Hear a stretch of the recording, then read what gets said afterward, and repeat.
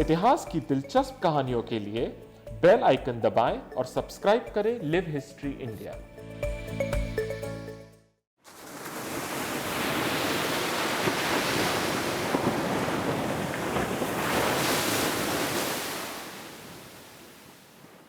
चेन्नई के खूबसूरत मरीना बीच से चंद मीटरों के फासलों पर मौजूद है the Saint Thomas Cathedral Basilica. ये चेन्नई में लोगों के आकर्षण का सबसे बड़ा केंद्र है। ऐसा माना जाता है कि सेंट थॉमस ने भारत में ईसाई धर्म का परिचय करवाया था। ये चर्च सेंट थॉमस को समर्पित है। सेंट थॉमस ईसा मसीह के 12 प्रमुख भक्त या अपोस्टल्स में से एक थे।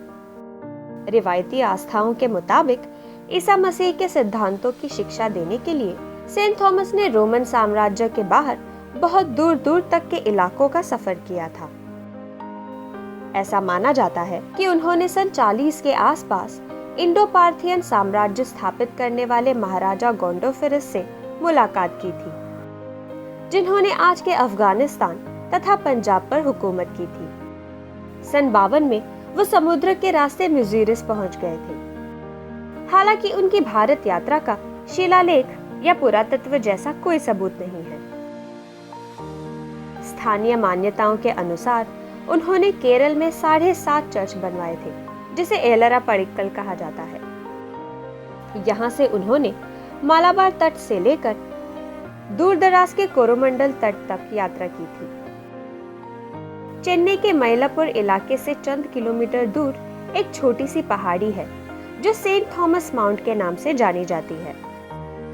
ऐसा विश्वास है कि सन 72 में सेंट थॉमस यहीं शहीद हुए थे। इसी जगह पर 16वीं सदी का एक तीर्थ स्थल मौजूद है। आज वो एक महत्वपूर्ण धार्मिक और ऐतिहासिक स्थल बन चुका है, जहां बड़ी तादाद में लोग आते हैं। ऐसा माना जाता है कि सेंट थॉमस को मैलापुर में दफनाया गया था और यहीं उनकी रिवायती आरामगाह है। ऐसा बताया जाता है कि प्रसिद्ध यात्री मार्को पोलो सन 1292 में अपनी भारत यात्रा के दौरान इस मकबरे को देखने आए थे। जब सन 1521 में पुर्तगाली चेन्नई आए, तब उन्होंने इस मकबरे को खस्ता हाल में छोड़ा हुआ पाया। उन्होंने तुरंत उस जगह पर सेंट थॉमस को समर्पित चर्च बनाने का फैसला किया। स्थानीय मान्यता के मुताबिक मशहूर सेंट फ्रांसिस जेवियर भी सन 1545 में इस चर्च में आए थे और लगभग 1 साल तक यहाँ रहे थे। इस चर्च को सन 1606 में कैथीड्रल यानी प्रधान गिरजाघर का दर्जा मिला। हालांकि जो चर्च आज हम देख रहे हैं, उसे सन 1896 में ग्रेजो ने बनवाया था। नियो गॉथिक तर्ज पर बना ये चर्च वास्तुकला का बेहतरीन नमूना है। इस भव्य इमारत को बनाने के लिए उम्दा किस्म का संगमरमर, टीक की लकड़ी और ग्रेनाइट का उपयोग किया गया है। टीक से बनी चर्च की रिब वॉल डिजाइन की छत और इमारत के अंदरूनी हिस्सों की खूबसूरती देखने लायक है।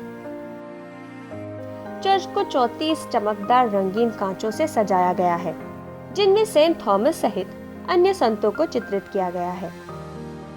चर्च के अंदर मदर मैरी की लकड़ी की बनी खूबसूरत मूर्ति भी मौजूद है।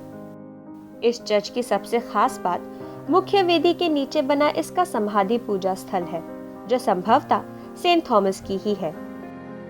चर्च जाएं तो पूजा स्थल के साथ ही लगे संग्रहालय को जरूर देखें, जहां सेंट थॉमस और उनके जीवन से जुड़ी पवित्र निशानियां रखी गई हैं।